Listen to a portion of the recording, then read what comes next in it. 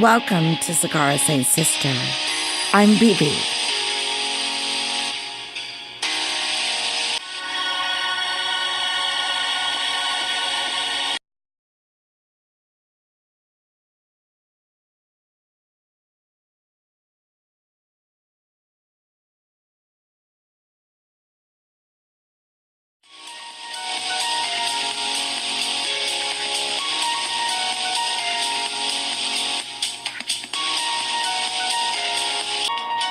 Get ready for conversations. Thanks for visiting and subscribing. Hi loves, this is Bebé, Cigar Saint Sister, cigar and tobacco aficionado, living the cigar lifestyle, 27 years somewhere between saint and sinner, and welcome to the channel. It's all about the conversations for the next few filming moments, and I'm very excited about that because I haven't filmed in a while. And I missed you guys, so yeah, back filming. And for all the new subscribers, I just wanted to say thank you so much for coming and enjoying my POV. And for those who have been subscribed for a while, thank you so much for the love. I'm having a cocktail, oh yeah, for this filming, and I hope that you do too. This is lovely. Absolutely lovely. This is Bombay Sapphire Gin and white grape nectar. Delicious. Delicious. So before I cut, light, and smoke, and before I have a pinch of snuff for the pairing, I wanted to talk about some things that I've been going through. And one of them, if you've been following the platform, has been Plume VS Mold. When I say versus, it's not that I had mold, even though my freak factor, my freak flag went way up when I saw what was happening in a box that I neglected. I just wanted to have the conversation, not in full, great, long, drawn-out detail, but just in a way where if you're here, you can add that to the knowledge is power. Alright, so here's what happened. I've been on the go, on the move, traveling, okay? And I religiously check my boxes at the max once a week, but I'm always in there getting a cigar, or checking them, or sniffing them if I don't have time to smoke them. And I do have a large inventory. I have cigars that are stored in the traditional humidor, and I have the cigars that are converted from the traditional humidor, which some people call winadors. I call them cigaradors, and that is wine chillers, wine holders, and you convert them from the wine chillers over to housing your cigars. So that's how I have some of my cigars, and this is where the whole Plume versus, oh my god, is that mold moment happened. And it happens even to the best of us aficionados. It just happens, and that's life, you know, perfectly imperfect. So I neglected this one particular box. It was the box of shorties, short cigars. This one particular box, and it had two of my prized cigars in there that I've been aging for about 5 or 6 years without the cellophane. And it was neglected for a month. That's on me. That's all on me. Cheers.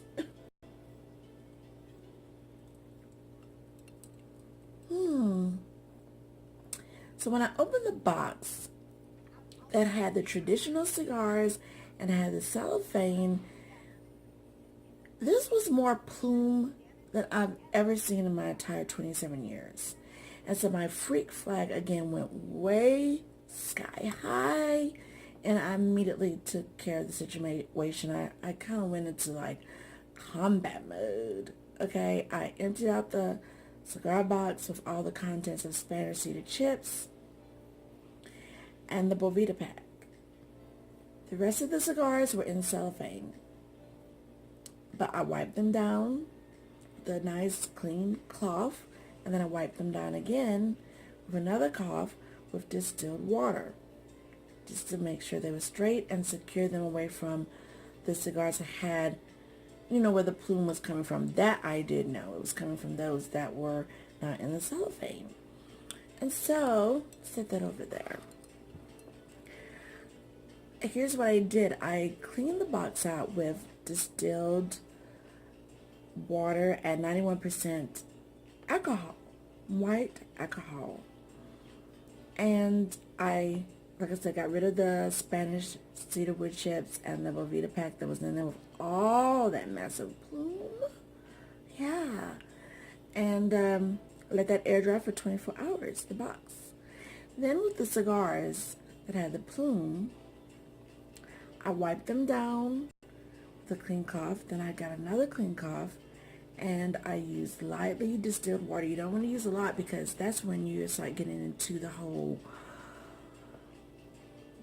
moldy situation, because you don't want your cigars to be saturated in any way with so much moisture content that it invites mold in. You know, you don't want that. That's like no bueno. That's like no. So after wiping it down with the distilled water, I took a cotton swab and wiped it down with Jack Daniels just to give that alcohol content, that flavoring. I did smell the foot and the head. There was no musty odor. There was no color when I opened the box, which just there was so much plume. And I was just like, oh, you know, just in combat mode, trying to straighten up everything. So I have not introduced any other cigars into that box where their plumed cigars are. They're left alone for probably about 2 months.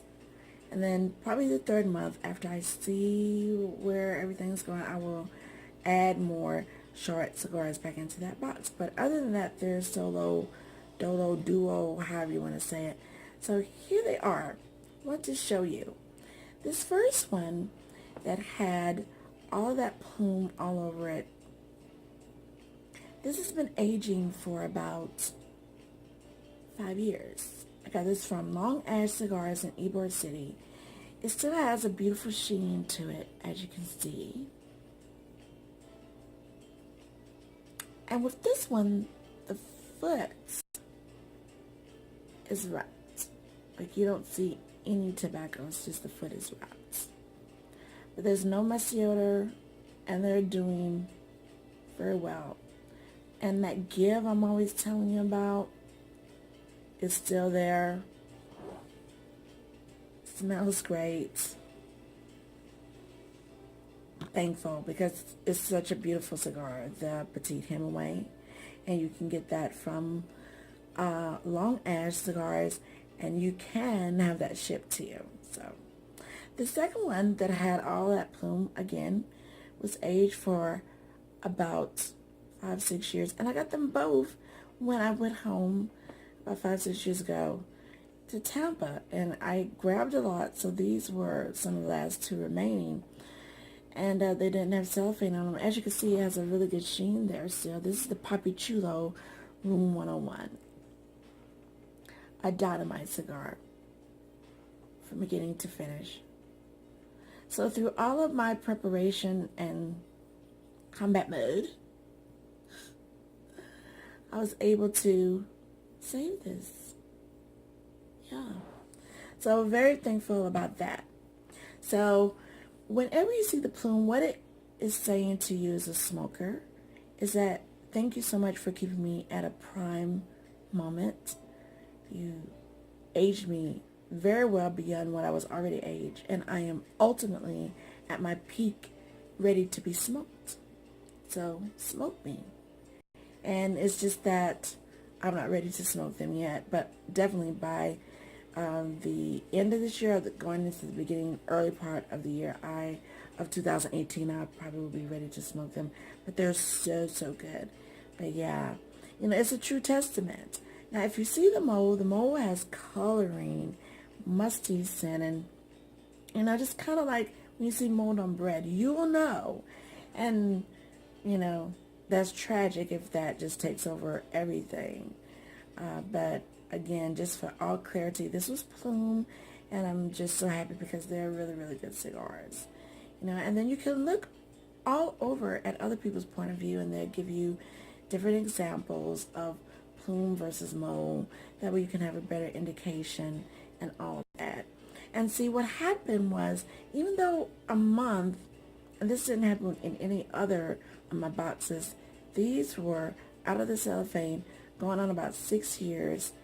And with the temperature change, especially in the summertime, sometimes things like that happen. And so that probably brought that plume on even more so. Now before we get into another visual and conversation, when I come back, I'm going to cut, light, and smoke this. This is the Gurkha Ghost Spook. Yeah. Bring that closer to ya. My favorite B&M carried this for someone who really loved it. And then when I went in, I was like, oh my gosh, are you going to order some more? Because I really love it. So some more people are probably going to really love it. So yeah, she's going to order some more. Has a cute little pigtail there. You see it? Little pigtail is so cute. Very well constructed. I always love the ghost, so the spook, I'm looking very forward to smoking this. So yeah, just in time for Halloween, right?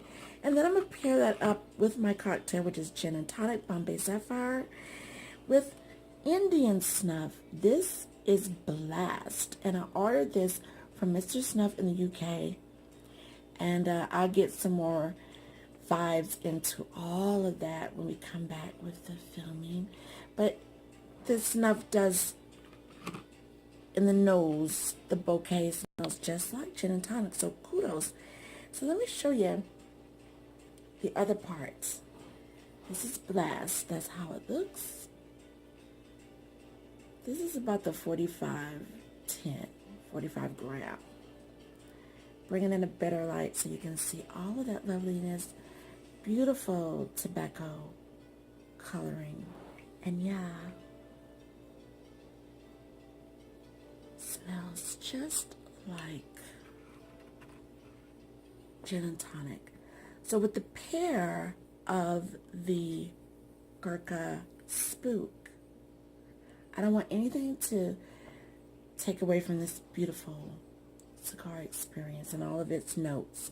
So I thought the gin and tonic would be great within the bouquet of the nose and with the gin and tonic cocktail. Makes sense? Alright, so just wanted to give you the update on the Plume versus Mold, and I hope for no one that they ever experience mold, because you definitely will have to trash those. But when it's Plume, it is ready at its prime peak to be smoked. But if you don't, just clear it away and still be ready to smoke it soon enough. So when I come back, the Spook, the gin and tonic, and more. Cigars and Sister. And thank you so much for the love on the platforms. Thank you so much for the love here. It is always appreciated.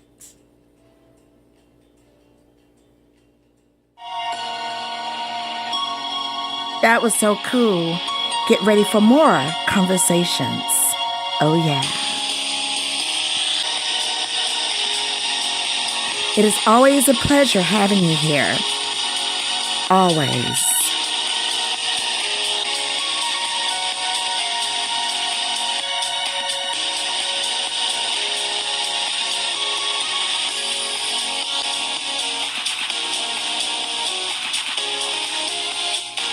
And more to come.